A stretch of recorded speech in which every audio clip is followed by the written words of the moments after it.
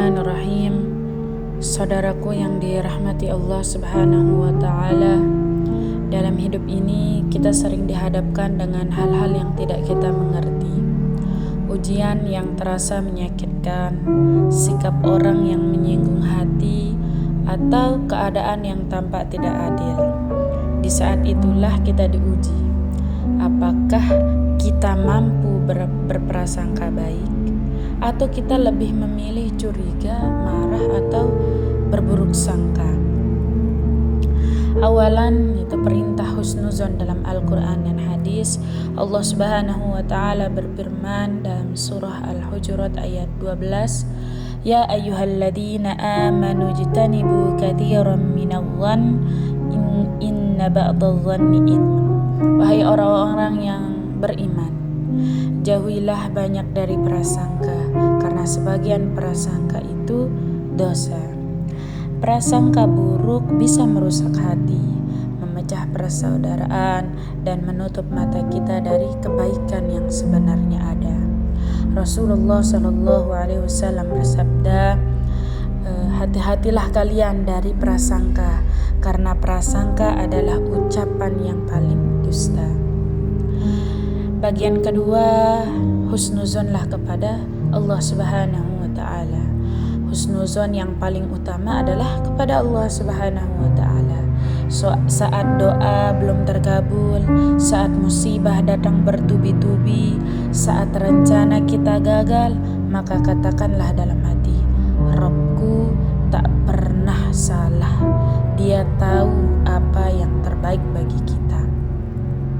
Rasulullah Shallallahu Alaihi Wasallam bersabda dalam hadis qudsi, aku sesuai dengan prasangka hambaku kepadaku. Maka jika kita berprasangka baik, Allah akan membalasnya dengan kebaikan. Tapi jika kita buruk sangka kepadanya, maka kita sendiri yang menutup pintu harapan itu. Bagian ketiga, husnuzonlah kepada sesama. Berapa banyak hubungan hancur karena prasangka? Berapa banyak saudara saling menjauh karena curiga yang belum tentu benar? Padahal Rasulullah SAW mengajarkan, janganlah kalian saling membenci, saling berdengki, atau saling membelakangi. Jadilah kalian hamba Allah yang bersaudara. Jadi ketika kita melihat saudara kita menyendiri, mungkin dia sedang berjuang, ketika guru atau teman tidak menyapa, bisa jadi mereka sedang lelah.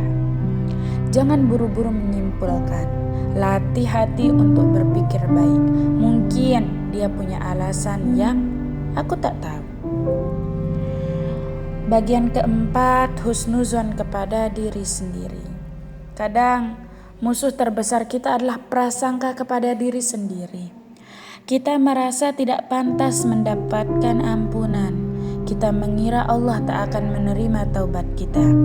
Padahal Allah Subhanahu wa Ta'ala berfirman, Qul ya ibadiyalladzi asrafu ala anfusihim la taqnatu min rahmatillah.